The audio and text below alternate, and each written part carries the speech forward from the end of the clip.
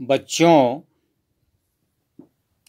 सबसे पहले आप सभी को असीम आशीष। मैं आज चर्चा करूंगा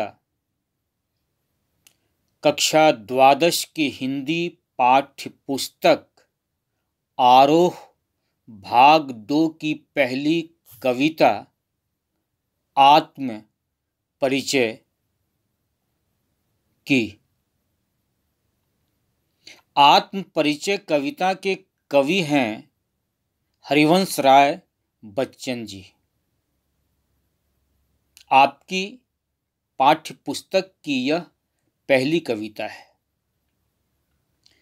इससे पहले कि मैं आप सबों से आत्म परिचय कविता की चर्चा करूं, उसकी व्याख्या करूं, उसका विश्लेषण करूं, सर्वप्रथम मैं कविता पाठ करना चाहूंगा। तो आइए आप लोग सुने आत्म परिचय कविता का काव्य पाठ। मैं जगजीवन का भार लिए फिरता हूं, मैं जगजीवन का भार लिए फिरता हूं, फिर भी जीवन में प्यार लिए फिरता हूं। मैं जगजीवन का भार लिए फिरता हूं, फिर भी जीवन में प्यार लिए फिरता हूं। कर दिया किसी ने झंकृत जिनको छूकर, मैं सांसों के 2 तार लिए फिरता हूं। मैं स्नेह सुरा का पान किया करता हूं, मैं स्नेह सुरा का पान किया करता हूं। मैं कभी न जग का ध्यान किया करता हूं। जग पूछ रहा उनको जो जग की गाते, मैं अपने मन का गान किया करता हूं। मैं स्नेह सुरा का पान किया करता हूं। मैं निज उर के उद्गार लिए फिरता हूं, मैं निज उर के उद्गार लिए फिरता हूं। मैं निज उर के उपहार लिए फिरता हूं। है यह अपूर्ण संसार न मुझको भाता, है यह अपूर्ण संसार न मुझको भाता। मैं स्वप्नों का संसार लिए फिरता हूं, मैं निज उर के उद्गार लिए फिरता हूं। मैं जला हृदय में अग्नि दहा करता हूं, मैं जला हृदय में अग्नि दहा करता हूं। सुख दुख दोनों में मग्न रहा करता हूं। जग भव सागर तरने को नाव बनाए, मैं भव मौजों पर मस्त बहा करता हूं। मैं जला हृदय में अग्नि दहा करता हूं। मैं यौवन का उन्माद लिए फिरता हूं, मैं यौवन का उन्माद लिए फिरता हूं। उन्मादों में अवसाद लिए फिरता हूं। जो मुझको बाहर हंसा रुलाती भीतर, मैं हाय किसी की याद लिए फिरता हूं। मैं यौवन का उन्माद लिए फिरता हूं।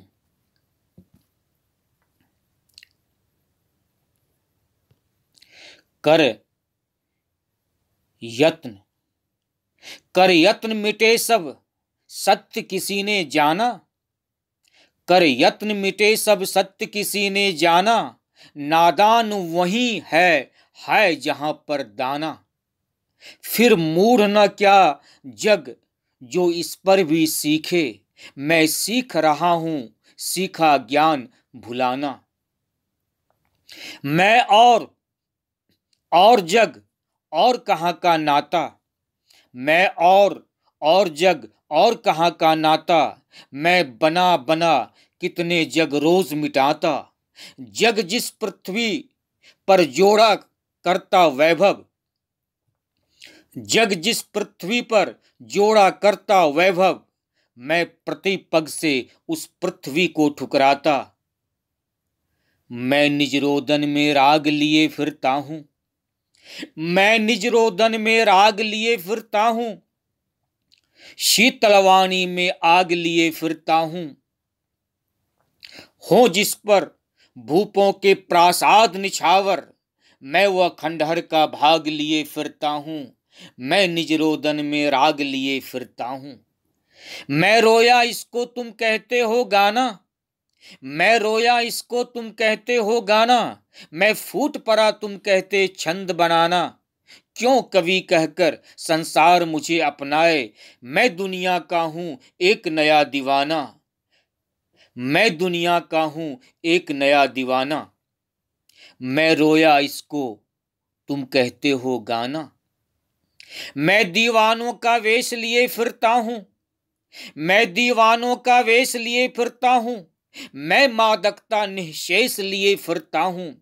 जिसको सुनकर जग झूम झुके लहराए, मैं मस्ती का संदेश लिए फिरता हूं। मैं दीवानों का वेश लिए फिरता हूं, मैं मादकता निःशेष लिए फिरता हूं। बच्चों,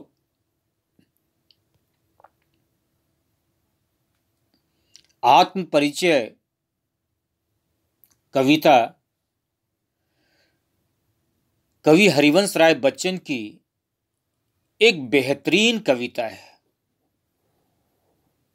अच्छी कविता है, बहुत अच्छी कविता है।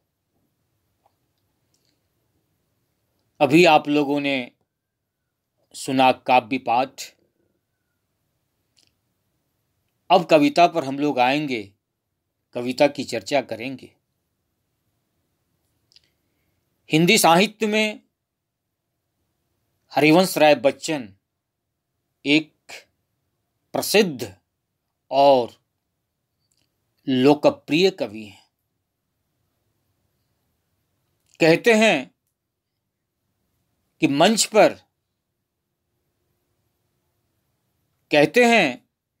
मंच पर तालियों की गड़गड़ाहट जितनी हिंदी साहित्य के कवि हरिवंश राय बच्चन को मिली, उतनी कदाचित हिंदी साहित्य के किसी और कवि को नहीं। उनकी मशहूर काव्य कृति है मधुशाला, जो काफी लोकप्रिय रचना है। हिंदी साहित्य में हालावाद के नाम से एक काव्य आंदोलन चला था उत्तर छायावाद के समय में। हालावाद के नाम से हालावाद कविता,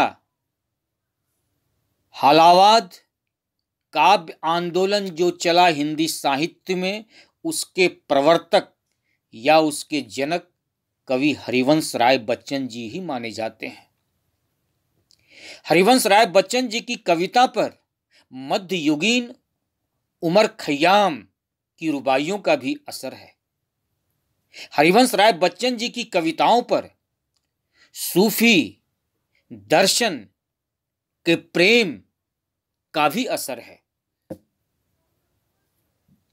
हरिवंश राय बच्चन जी की कविताओं पर महाकवि कबीरदास की कविताओं का भी, उनके दर्शन का भी असर है। हम लोग इस कविता को देखेंगे, पढ़ेंगे, कवि के संदेश को, कवि के प्रतिपाद्य को समझने की कोशिश करेंगे। तो आइए शुरू करते हैं समझने की इस कविता को। आत्म परिचय। आत्म परिचय का मतलब है अपना परिचय। इस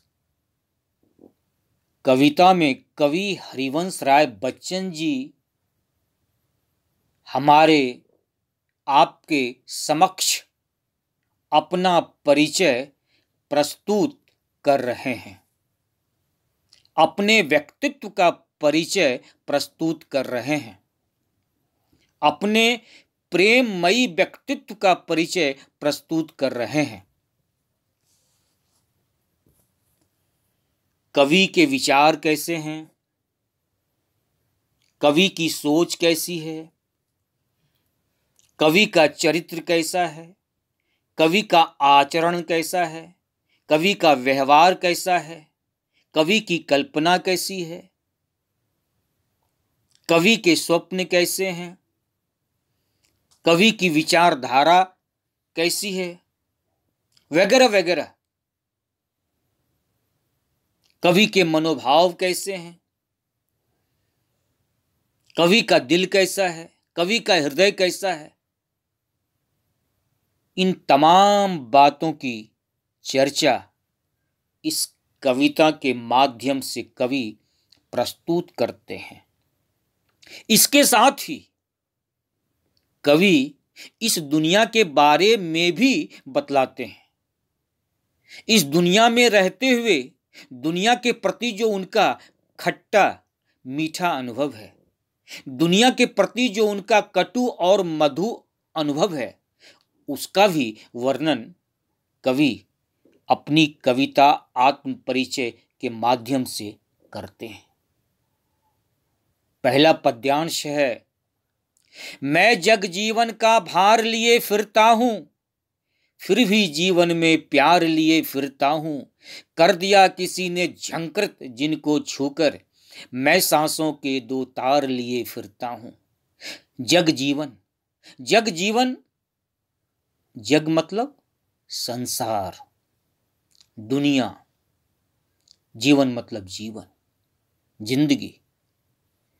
जग जीवन का मतलब है सांसारिक जीवन या सांसारिक गतिविधि या दुनियादारी। सांसारिक जीवन में रिश्ते हैं, नाते हैं, अपने पराये लोग हैं।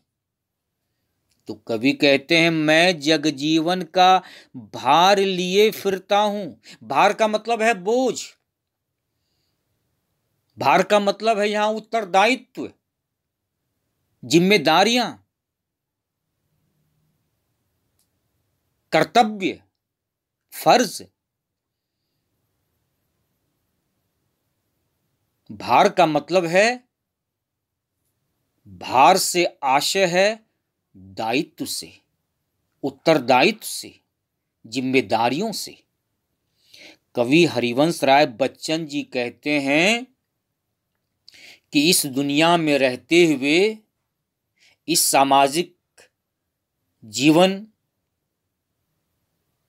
का निर्वहन करते हुए, मैं दुनिया के प्रति जो हमारी जिम्मेदारियां हैं, जो उत्तरदायित्व हैं, जो दायित्व हैं, जो कर्तव्य हैं, जो फर्ज हैं, उसके प्रति मैं सचेत हूं, उसका मैं निर्वहन करता हूं। हालांकि यह निर्वहन सरल नहीं है, कठिन है। कठिन है तब तो कहते हैं कवि, मैं जगजीवन का भार लिए फिरता हूं। भार मतलब बोझ। इस दुनिया में रहकर जिन जिन उत्तरदायित्वों का निर्वहन मैं करता हूं, जिन जिम्मेदारियों का, उत्तरदायित्वों का, कर्तव्यों का, भावनाओं का मैं निर्वहन करता हूं, वह कार्य सरल नहीं है, वह कठिन है। मैं ऐसा करता हूं क्योंकि इस दुनिया में रहता हूं, मैं एक व्यक्ति हूं, मैं भी एक सामाजिक प्राणी हूं।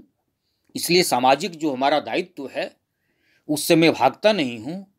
बावजूद इसके उत्तरदायित्वों का निर्वहन करते हुए या उत्तरदायित्वों का निर्वहन करने के बावजूद फिर भी जीवन में प्यार लिए फिरता हूं।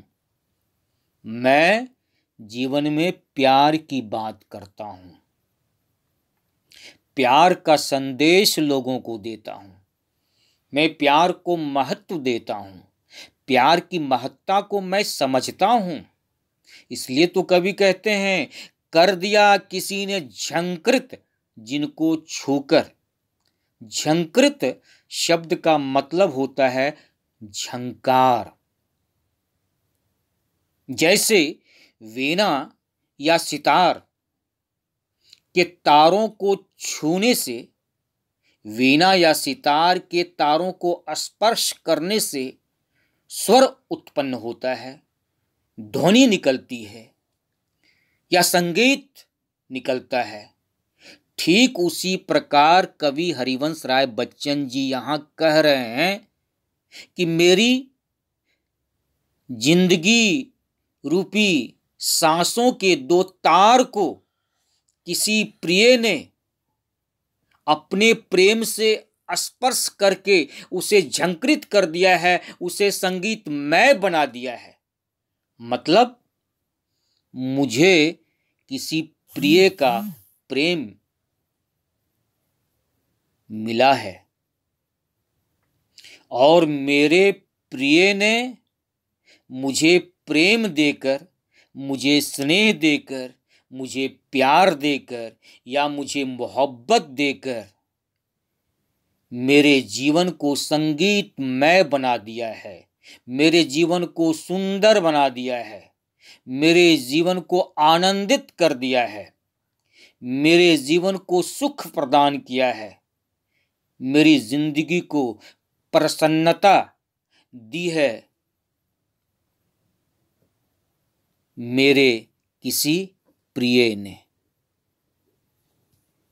इसलिए कवि कहते हैं, कर दिया किसी ने झंकृत जिनको छूकर, मैं सांसों के दो तार लिए फिरता हूं। सांसों के दो तार का मतलब है जीवन से। तो कहने का मतलब है जहां प्रेम है वहां जीवन है, जहां प्रेम है वहां सुख है, जहां प्रेम है वहां आनंद है, जहां प्रेम है वहां संगीत है, जहां प्रेम है वहां झंकार है, जहां प्रेम है वहां वीणा की ध्वनि है, सितार की प्रिय ध्वनि है, कर्ण प्रिय ध्वनि है। प्रेम का बहुत महत्व है। इसलिए कवि कहते हैं, मैं जग जीवन का भार लिए फिरता हूं, फिर भी जीवन में प्यार लिए फिरता हूं। कर दिया किसी ने झंकृत जिनको छूकर, मैं सांसों के दो तार लिए फिरता हूं। मैं इस संसार में रहते हुए उत्तरदायित्वों का निर्वहन करता हूं, बावजूद इसके मैं जीवन में प्यार को महत्व देता हूं। मैं प्यार करता हूं, प्यार का संदेश लोगों को देता हूं। मेरी जिंदगी को मेरे किसी प्रिय ने छूकर झंकृत कर दिया है, संगीतमय बना दिया है, मेरी जिंदगी को खुशबू से भर दिया है।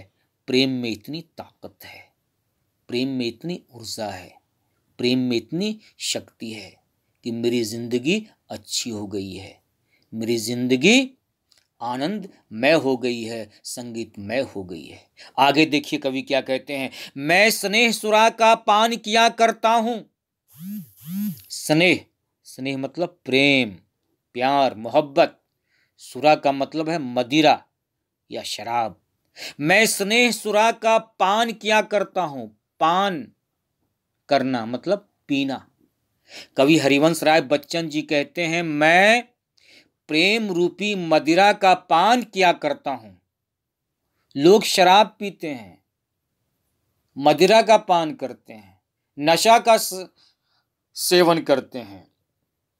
नशा का सेवन मैं भी करता हूं, मैं भी मदिरा का पान करता हूं, मैं भी शराब का सेवन करता हूं। लेकिन मैं किस तरह की मदिरा का पान करता हूं? मैं स्नेह सुरा का पान करता हूं, मैं प्रेम रूपी मदिरा का पान करता हूं। कवि यह कहना चाहते हैं, मैं स्नेह रूपी सुरा का पान किया करता हूं, मैं कभी न जग का ध्यान किया करता हूं। और जब मैं प्रेम रूपी मदिरा का पान करता हूं, तब मैं इस दुनिया का मैं ध्यान नहीं करता हूं। मैं दुनिया का ध्यान नहीं करता हूं। दुनिया की परवाह नहीं करता हूं। दुनिया मेरे बारे में क्या सोचती है, दुनिया मेरे बारे में क्या विचार रखती है, इसकी फिक्र मैं नहीं करता हूं, क्योंकि मैं तो लीन हूं, मस्त हूं, व्यस्त हूं अपने आप में। मुझे प्रेम प्राप्त हुआ है, मैं प्रेम रूपी मदिरा का पान करता हूं, उसी में मैं बेसुध हूं, उसी में मैं मग्न हूं, आनंदित हूं। तो मैं इस दुनिया का क्यों ख्याल करूंगा? इसलिए मैं दुनिया की परवाह नहीं करता हूं कि दुनिया मेरे बारे में क्या सोचती है, क्या विचार रखती है। और बात रही दुनिया की, तो इस दुनिया के बारे में कवि कहते हैं, क्या कहें, क्या बताएं, जग पूछ रहा उनको जो जग की गाते। इस दुनिया का तो यह हाल है, यह संसार उसकी स्तुति करता है जो संसार की स्तुति करता है।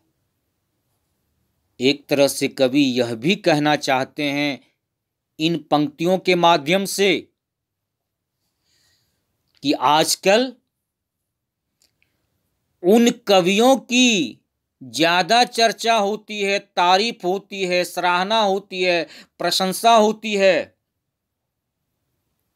जो बेवजह दुनिया की तारीफ करते हैं, दुनिया का गुणगान करते हैं, किसी की स्तुति प्रशंसा करते हैं, किसी के पक्ष में जानबूझकर लिखते हैं।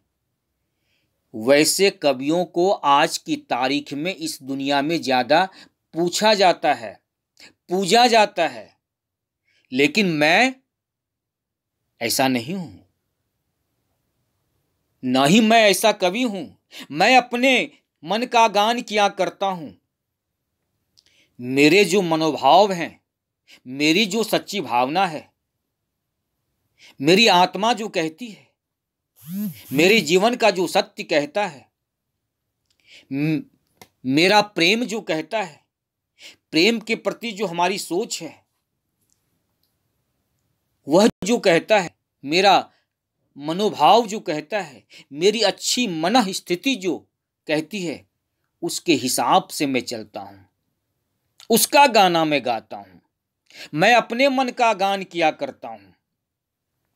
मैं किसी की झूठी तारीफ नहीं करता, मैं किसी की झूठी प्रशंसा नहीं करता।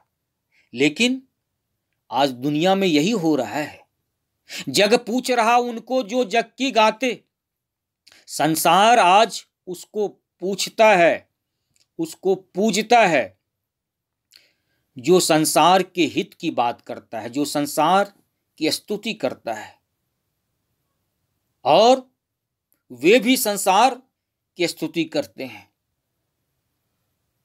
जग पूछ रहा उनको जो जग की गाते। संसार उस व्यक्ति को पूछता है या व्यक्ति संसार को पूछता है। परस्पर दोनों की स्तुति करते हैं, झूठी तारीफ करते हैं, झूठा गुणगान करते हैं। परंतु मैं तो अपने मन की बात करता हूं, अपने मनोभाव की बात करता हूं, प्रेम की बात करता हूं, सत्य की बात करता हूं।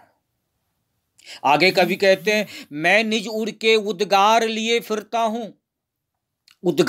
उद्गार शब्द का अर्थ है भाव या विचार।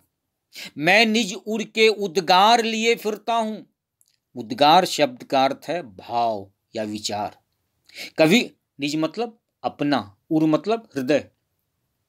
कवि कहते हैं कि मैं अपने हृदय में अपने भाव को, अपने विचार को लेकर फिरता हूं, घूमता हूं। मतलब मैं, मेरे हृदय में प्रेम का जो भाव है उसको लेकर मैं घूमता हूं, फिरता हूं। मेरे हृदय में प्रेम की जो वाणी है उसको लेकर मैं विचरण करता हूं, दुनिया में जाता हूं, लोगों के बीच उपस्थित होता हूं। मैं निज उड़ के उपहार लिए फिरता हूं। उपहार शब्द का अर्थ है भेंट या सौगात। उपहार का मतलब है यहां प्रेममयी वाणी से, कवि कहते हैं कि मेरे हृदय का जो उद्गार है वह प्रेम का भाव है, और प्रेम का भाव ही मेरा जो है वह प्रेम का उपहार है। और इस उपहार को लेकर मैं दुनिया के लोगों के पास जाता हूँ, घूमता हूँ, फिरता हूँ, लोगों को संदेश देता हूँ, लोगों को प्रेम की बात बताता हूँ, मैं प्रेम को महत्व देता हूँ। बच्चों, आप लोगों ने महाकवि कबीरदास के बारे में सुना है, पढ़ा भी है। कबीरदास ने क्या कहा था प्रेम पर? पोथी पढ़ी पढ़ी जग मुआ, पोथी पढ़ी पढ़ी जग मुआ, पंडित भया न कोई, ढाई आखर प्रेम का, पढ़े सो पंडित होय। महाकवि कबीरदास जी ने प्रेम को महत्व दिया था अपनी साखियों में, अपनी कविताओं में, अपने जीवन दर्शन में। उन्होंने प्रेम के महत्व को बताया था, प्रेम की चर्चा उन्होंने की थी, प्रेम को उन्होंने जीवन की मूल्यवान भावना माना था। ठीक उसी प्रकार यहां भी इस कविता में कवि हरिवंश राय बच्चन जी भी प्रेम को मूल्यवान भावना मानते हैं। इसलिए आगे देखिए कवि क्या कहते हैं, है यह अपूर्ण संसार न मुझको भाता। कवि हरिवंश राय बच्चन जी कहते हैं यह दुनिया अधूरी है, अपूर्ण है। क्यों यह दुनिया अपूर्ण है, क्यों यह दुनिया अधूरी है? क्योंकि इस दुनिया में प्रेम का अभाव है। चूंकि इस दुनिया में प्रेम का अभाव है, इसलिए यह दुनिया मुझे अच्छी नहीं लगती है। कवि की जो यह भावना है, कवि का जो यह विचार है, कवि की जो यह उक्ति है, कवि के जो यह वचन है यह अपूर्ण संसार न मुझको भाता। भाता मतलब अच्छा लगना, न मुझको भाता मतलब मुझे अच्छा नहीं लगता है, यह दुनिया मुझे अच्छी नहीं लगती है, क्योंकि यह दुनिया अपूर्ण है, अधूरी है। क्यों अपूर्ण है, क्यों अधूरी है? क्योंकि इस दुनिया में प्रेम का अभाव है। यहां लोग आपस में प्रेम नहीं करते हैं, यहां लोग आपस में हिंसा करते हैं, मारपीट करते हैं, ईर्ष्या द्वेष एक दूसरे से रखते हैं, जलन का भाव है लोगों में, एक दूसरे का लोग पांव खींचते हैं, लोगों में अहंकार की भावना है, एक दूसरे को लोग पराजित करना चाहते हैं, लोगों में ईर्ष्या की भावना है, हिंसा प्रतिहिंसा, ईर्ष्या द्वेष नफरत, जितने भी अवगुण हैं, दोष हैं, इस दुनिया में हैं, लोगों के पास हैं, लोगों के व्यक्तित्व में हैं, लोगों के विचार में हैं, लोगों के कर्म में हैं, लोगों के आचरण में हैं, लोगों के चरित्र में हैं। इसलिए कवि हरिवंश राय बच्चन जी कहते हैं, है यह अपूर्ण संसार न मुझको भाता, यह अधूरी दुनिया मुझे अच्छी नहीं लगती है, इसलिए कि इस दुनिया में प्रेम का अभाव है। मैं स्वप्नों का संसार लिए फिरता हूं।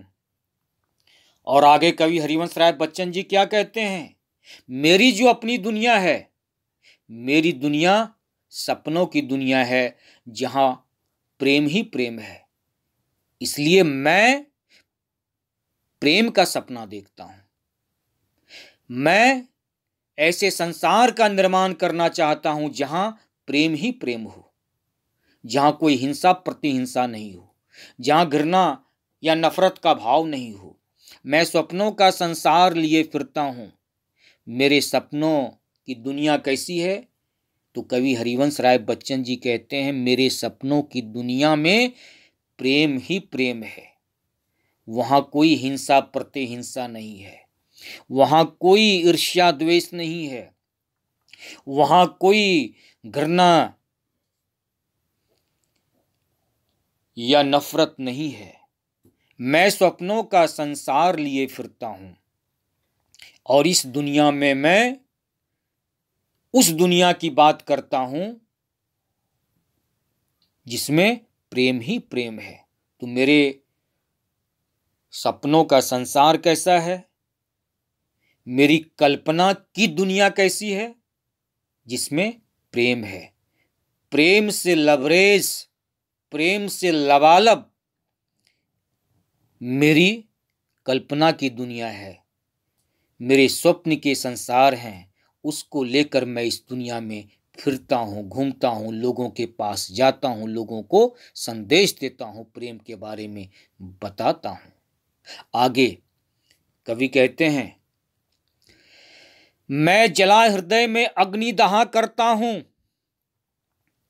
कवि कहते हैं मेरे हृदय में अग्नि जलती है। यहां अग्नि का मतलब है प्रेम की अग्नि, प्रेम की आग। मैं जला हृदय में अग्नि दहा करता हूं। कवि कहते हैं मेरे हृदय में प्रेम की आग जलती है, सुख दुख दोनों में मग्न रहा करता हूं। और जो प्रेम की आग जलती है, उस आग के कारण कभी सुख भी मिलता है तो कभी दुख भी मिलता है। संयोग की अवस्था में सुख मिलता है तो वियोग की अवस्था में दुख मिलता है। और कवि कहते हैं कि मैं सुख और दुख दोनों को समभाव से ग्रहण करता हूं, समभाव से उसे भोगता हूं, सहन करता हूं। कवि को जब सुख प्राप्त होता है, में कवि पागल नहीं होते हैं, इतने ज्यादा भी खुश नहीं हो जाते हैं कि कवि विक्षिप्त हो जाएं या पागल हो जाएं, इतने ज्यादा आह्लादित नहीं होते हैं। और कवि को जब जीवन में दुख मिलता है तो कवि इतने भी विचलित नहीं होते हैं कि कवि पागल हो जाएं, विक्षिप्त हो जाएं, अवसाद में डूब जाएं, निराशा में चले जाएं।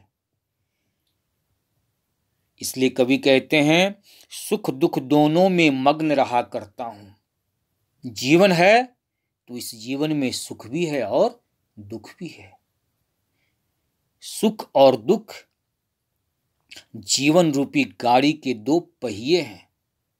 कवि यह कहना चाहते हैं जिस दुनिया में हम लोग आए हैं, जिस सामाजिक जीवन को हम लोग जी रहे हैं,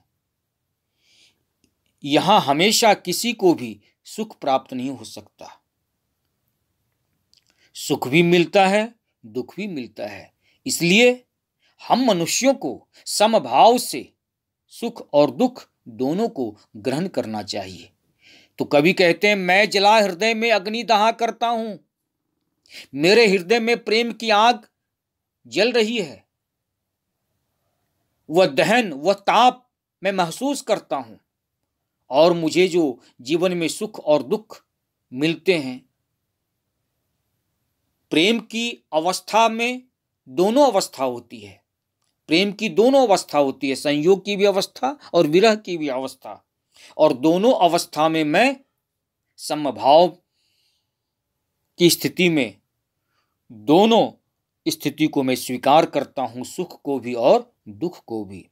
जग भव सागर तरने को नाव बनाए, भव मतलब दुनिया, इस दुनिया रूपी सागर को पार करने के लिए कवि हरिवंश राय बच्चन जी कहते हैं इस दुनिया रूपी सागर के पार उतरने के लिए लोगों ने इस दुनिया में नाव बनाए हैं, रास्ते बनाए हैं, अपने तरीके बनाए हैं, अपने तरीके इजाद किए हैं।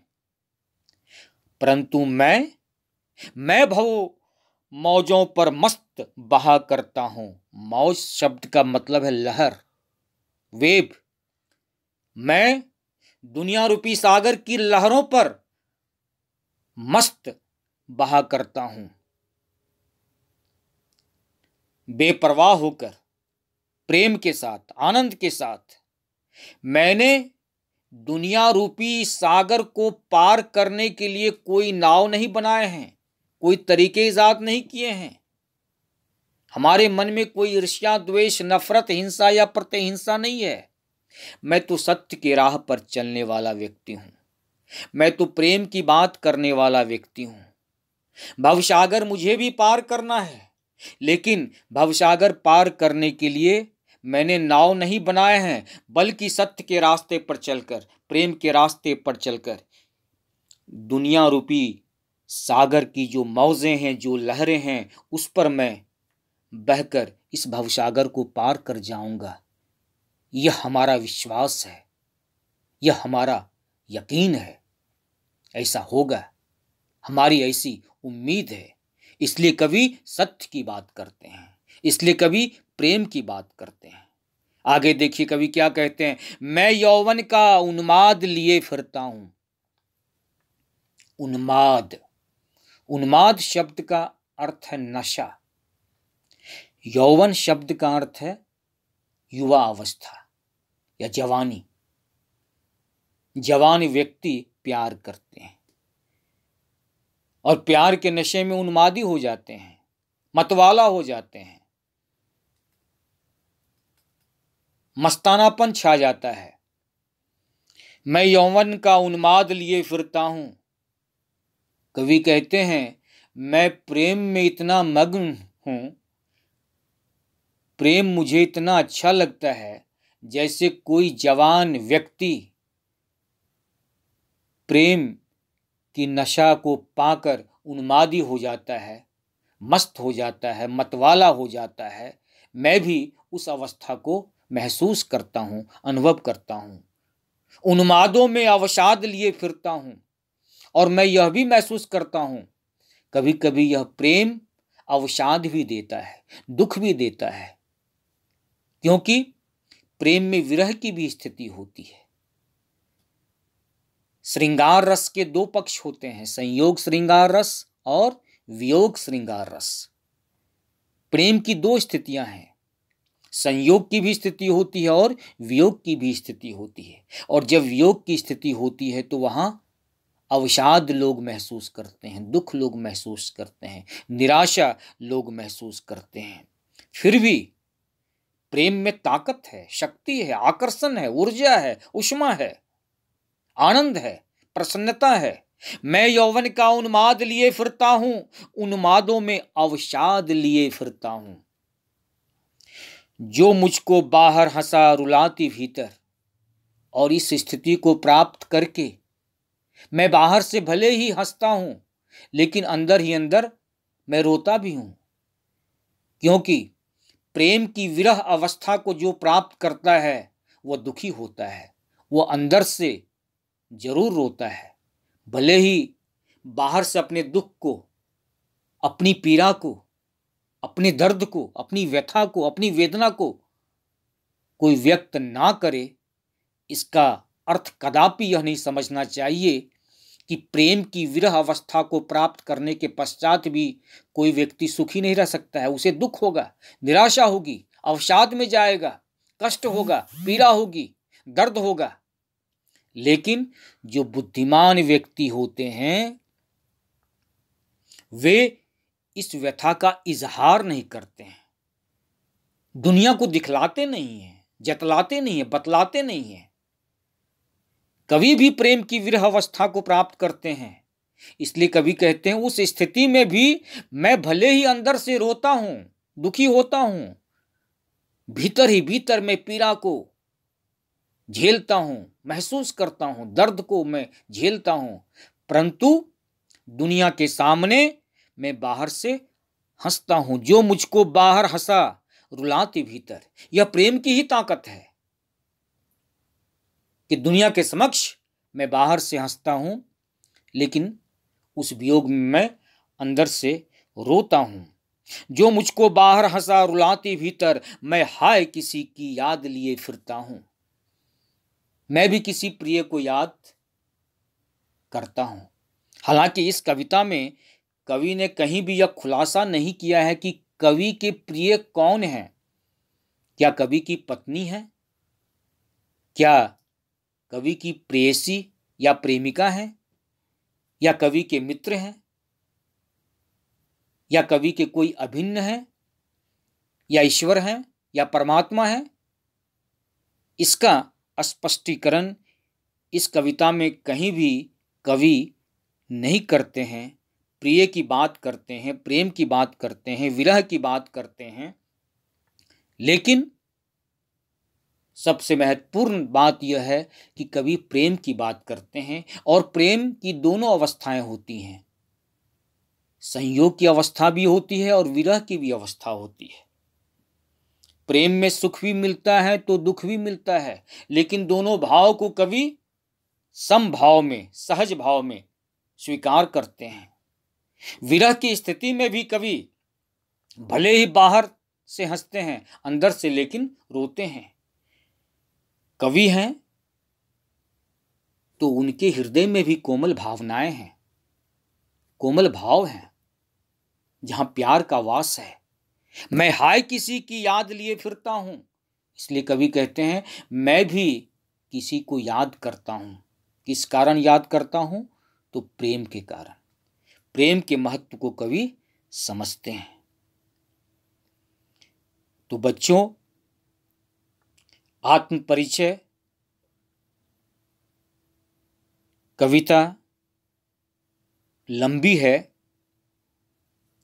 इस कविता को बहरहाल मैं यहाँ खत्म करना चाहूँगा, और यह प्रथम भाग है आपके लिए। दूसरे भाग में जो 5 और पद्यांश हैं उसकी चर्चा दूसरे दिन करूँगा। और मैं समझता हूँ इस पूरी कविता को लेकर आप लोगों के लिए 3 वीडियो तैयार होंगे। आज जो आप लोगों ने पढ़ा, देखा, सुना, यह प्रथम भाग है आत्म परिचय कविता का। दूसरा भाग भी मैं आप लोगों के समक्ष प्रस्तुत करूंगा, और उसके पश्चात अभी तो मैं कविता के भाव पक्ष की चर्चा कर रहा हूं। मैं एक बात आप लोगों के समक्ष स्पष्ट कर दूं कि किसी भी कविता के 2 पक्ष होते हैं, भाव पक्ष और कला पक्ष।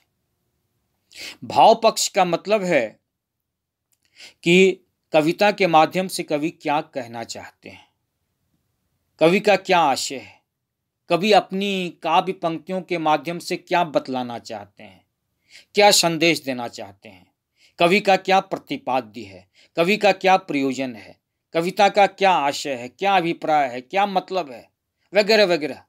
इसको कहते हैं कविता का भाव पक्ष, अर्थात कविता का भाव सौंदर्य। और कविता का दूसरा पक्ष होता है कला पक्ष।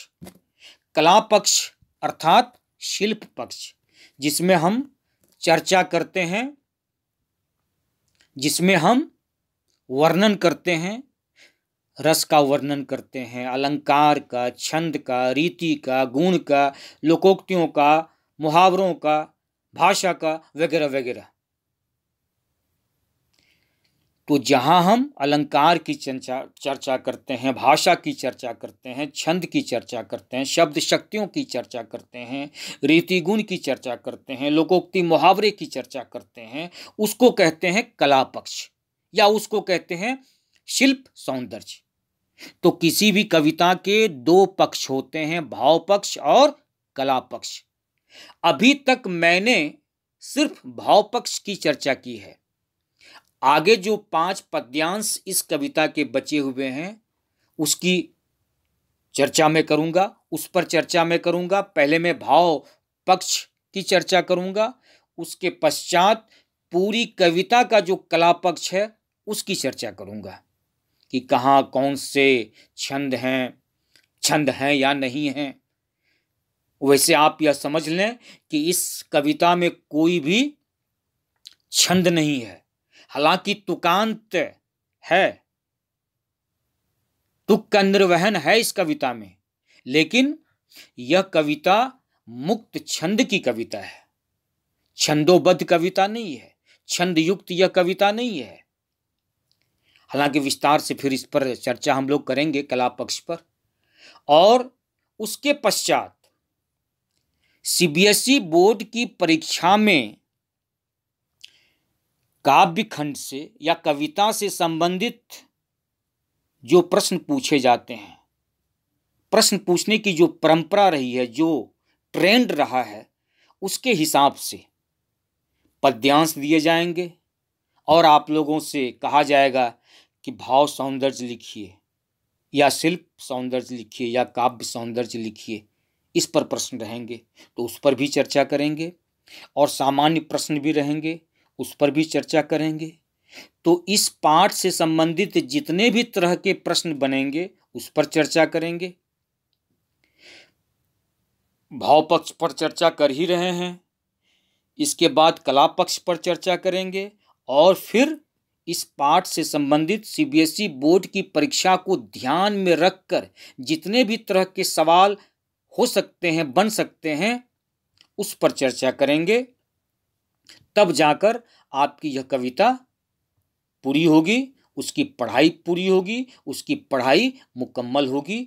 और इस कविता को पढ़ने के पश्चात हरिवंश राय बच्चन की एक दूसरी भी कविता है, छोटी कविता है, दिन जल्दी जल्दी ढलता है, उसको भी हम लोग पढ़ेंगे।